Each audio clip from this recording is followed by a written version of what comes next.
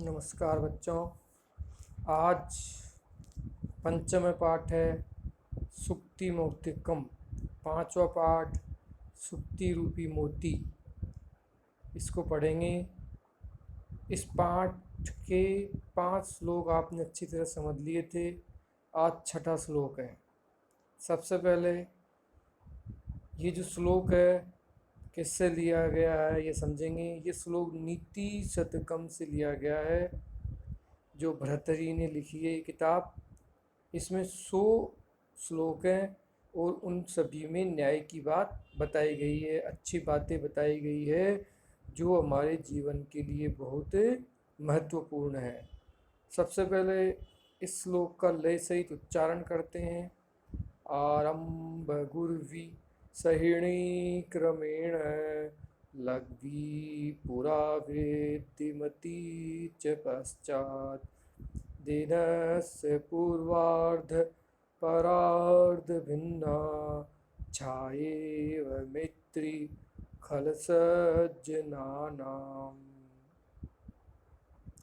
अब देखें इसके कुछ शब्दों के अर्थ समझते हैं। आरंभ गुर्वी, आरंभ में लंबी। पूर्वार्ध परार्ध भिन्ना, पूर्वान और अपराह्न की छाया के समान अलग अलग।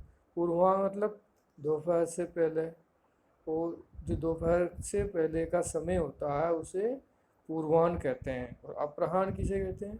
जो दोपहर के बाद का समय होता है उसे अपराह्न कहते हैं। अब देखें इस अन्वय से इस श्लोक को समझते हैं। खल सज्जनानाम मैत्री, खल अर्थात दुष्ट, सज्जनानाम सज्जनों की, मैत्री मित्रता, दुष्ट और सज्जनों की मित्रता। पूर्वार्ध परार्ध भिन्ना, पूर्वार्ध अर्थात पूर्वाह्न, दोपहर से पहले का समय। परार्ध अपराह्न, दोपहर के बाद का समय। भिन्ना अलग।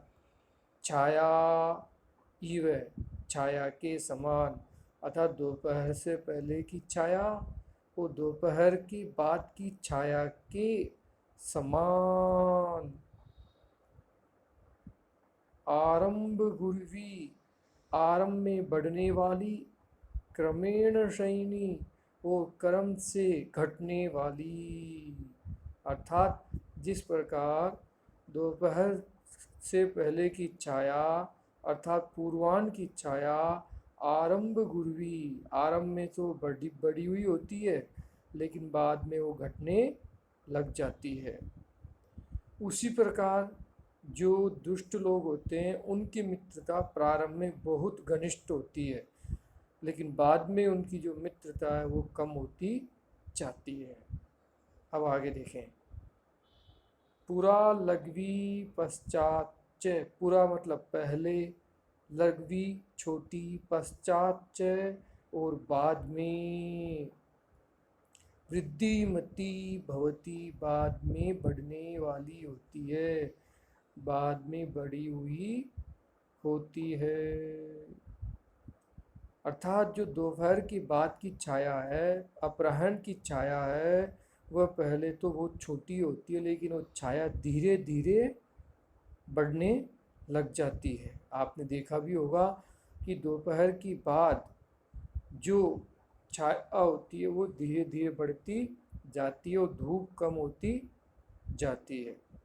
उसी प्रकार जो सज्जन लोग होते हैं, अच्छे लोग होते हैं, उनकी मित्रता प्रारंभ में इतनी घनिष्ठ नहीं होती है लेकिन बाद में घनिष्ठ होती जाती है।